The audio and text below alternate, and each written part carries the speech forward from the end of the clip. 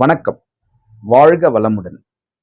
காதலாகி கசிந்து கண்ணீர் மல்கி ஓதுவார் தம்மை நன்னெறிக்கு உய்ப்பதும் வேதம் நான்கிலும் மெய்ப்பொருளாவதும் நாதன் நாமம் நமச்சிவாயவே. தென்னாடுடைய சிவனே போற்றி, எந்நாட்டவர்க்கும் இறைவா போற்றி. வெற்றிவேல் முருகனுக்கு அரோகரா. ஒரு வார்த்தை வெல்லும், ஒரு வார்த்தை கொல்லும். தமிழ்நாட்டில் இன்னைக்கு பாத்தீங்கன்னா ஒரு மிகப்பெரிய பேசும் பொருளாக ஒரு அமைச்சர் ஆகியிருக்கார். அவர் எப்பவுமே சர்ச்சையில மாட்டிக்கிட்டே இருப்பார். ஆனா இந்த முறை ஒரு மிகப்பெரிய சர்ச்சையில மாட்டி தன்னுடைய கட்சி பதவியையே அந்த தலைவர்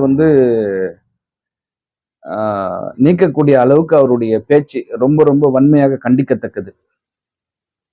ஒவ்வொரு இந்தியனுக்கும், இந்து மதத்தை சார்ந்தவர்களுக்கும் இரண்டு கண்களாக பாவிக்கப்படுவது சைவமும் வைணவமும்.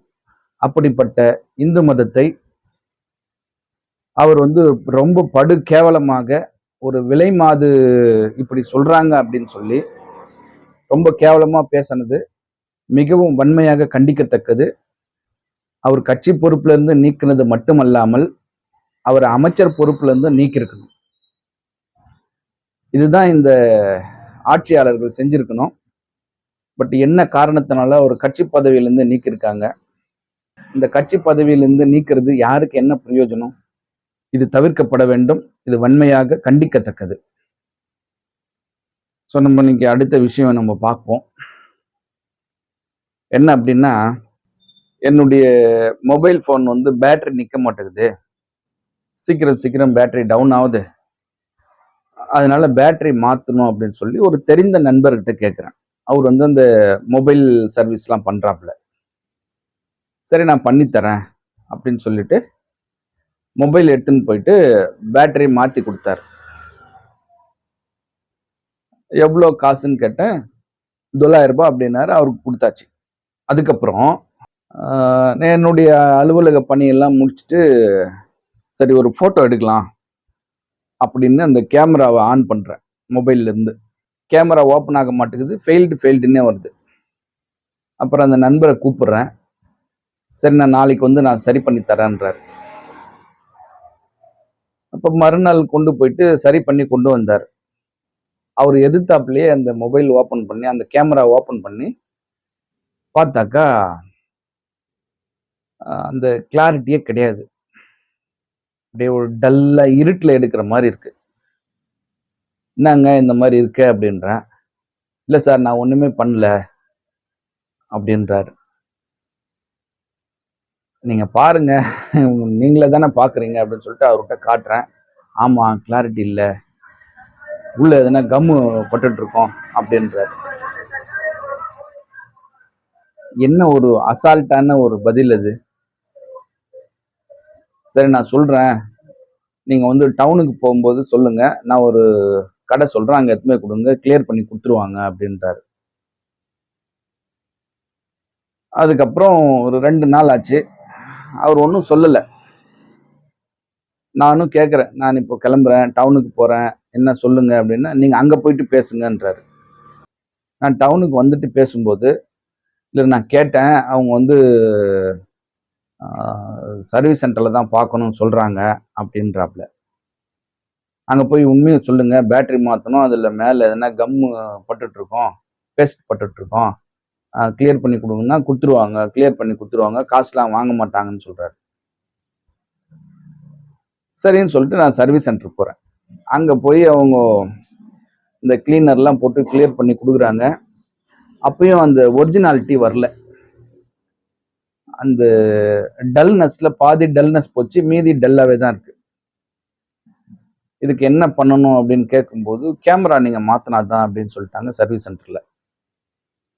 சரி ஓகே, நீங்க கேமரா ஒன்று மாத்தி கொடுங்கன்னா இதை ஆர்டர் போட்டு தான் வர வைக்கணும் அப்படின்னு சொல்லி நாங்க ஆர்டர் எடுத்துக்கிறோம், வந்ததுக்கு அப்புறம் பேசுறோம் அப்படின்னாங்க. சரி நீங்க ஒரு பேட்டரியும் ஒன்று போட்டுருங்க அப்படின்னு சொல்லிட்டேன். எனக்கு ஒரிஜினல் பேட்டரியை போட்டுருங்க. அந்த நண்பர் மாத்தின நண்பரை ஒரிஜினல் பேட்டரியா போட்டிருக்கீங்கன்னா, இல்லை நான் லோக்கல் பேட்டரி தான் போட்டிருக்கேன் அப்படின்றாரு. நான் ஒரிஜினல் பேட்டரி மாத்துங்கன்னு கொடுக்குறேன், அவர் லோக்கல் பேட்டரி தான் போட்டிருக்கேன் அப்படின்றாரு. லோக்கல் பேட்டரிக்கும் ஒரிஜினல் பேட்டரிக்கும் ஒன்றும் வித்தியாசம் கிடையாது. ஒரு 300 ரூபாய் தான் வித்தியாசம். 1200 ரூபாய் ஒரிஜினல் பேட்டரி, ₹9,000 லோக்கல் பேட்டரி. இப்போ கேமரா எவ்வளோன்னு கேட்டா 3000 சொல்றாங்க. இப்போ ₹1200 என்னுடைய புது பேட்டரி, 3000 வந்து பழைய பேட்டரி, 3000 வந்து கேமரா, அதுக்கப்புறம் லோக்கல் பேட்டரி ஒன்று ₹9,000. மொத்தம் ஒரு ₹5,800 செலவு. ஒழுங்கா சர்வீஸ் சென்டர்ல கொடுத்துருந்தா எனக்கு அந்த ₹1,200 போயிருக்கும். நான் தெரிந்த மனிதர் அப்படின்னு கொடுத்ததுனால இப்ப எனக்கு வந்து ₹5,800 செலவு. அப்போ இப்ப தெரிந்த மனிதர்கள்கிட்ட நம்ம போகும்போது நமக்கு செலவு அதிகமாகுது அப்படின்றதுக்கு ஒரு உதாரணம் இது. ரெண்டாவது, ஒரு சர்வீஸ் பண்றோம்னா அதுல இன்வால்வ்மெண்ட் இருக்கணும், ஒரு சீரியஸ்னஸ் இருக்கும்.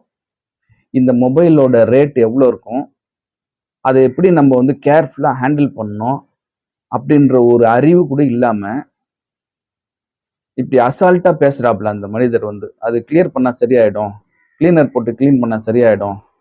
முதல்ல சொல்றாரு சர்வீஸ் சென்டர்லாம் கொடுக்காதீங்க, கேமரா போயிடுச்சுன்னு சொல்லுவாங்க. எப்படிலாம் மக்களை வந்து ஏமாத்துறாங்க பாருங்க. அதனால உங்களுக்கு ஏதாவது மொபைல்லாம் ரிப்பேர் ஆயிடுச்சு அப்படின்னா தயவு செய்து யாரும் லோக்கல் பர்சன் கிட்ட கொடுக்காதீங்க. அவங்களுக்கு அந்த சீரியஸ்னஸ் தெரியாது, அந்த பொருளோட வேல்யூ தெரியாது. அவங்க பணம் சம்பாதிக்கணுன்ற ஒரு எண்ணத்துல தான் இருக்காங்களே தவிர சர்வீஸ் பண்ணணுன்ற ஒரு எண்ணத்துல இல்லை. அந்த பொருளோட மதிப்பு தெரியல அவங்களுக்கு. ஸோ அதனால தயவு செய்து யாரும் லோக்கல் பர்சன் கிட்ட மொபைல் பார்க்காதீங்க, சர்வீஸ் சென்டர்ல பாருங்க. இது எனக்கு எவ்வளோ மன உளைச்சல், என்னுடைய வேலை எவ்வளோ கெட்டு போச்சு, நான் எவ்வளோ நேரம் வேஸ்ட் பண்ணியிருக்கேன் அதனால. ஸோ பணம் போனது இல்லாத என்னுடைய நேரம் வேஸ்ட், எனக்கு மிகப்பெரிய மன உளைச்சல் ஆயிடுச்சு. ஸோ அதனால லோக்கல் பர்சன் கிட்ட யாருமே இந்த மொபைல் மட்டும் சர்வீஸ் பண்ணாதீங்க. இது ஒரு மிகப்பெரிய ஒரு செலவை நமக்கு இழுத்து விட்டுரும். இது எல்லோருடைய நலனுக்காகவும் மீண்டும் ஒரு நல்ல தகவலோடு சந்திக்கின்றேன். ஆடி ஆடி அகம் கரைந்து இசை பாடி பாடி கண்ணீர் மல்கி எங்கும் நாடி நாடி நரசிங்காவென்று வாடி வாடும் இவ்வாணுதலே. வெற்றிவேல் முருகனுக்கு அரோகரா. வணக்கம். வாழ்க வளமுடன். எல்லாம் செயல்கூடும்.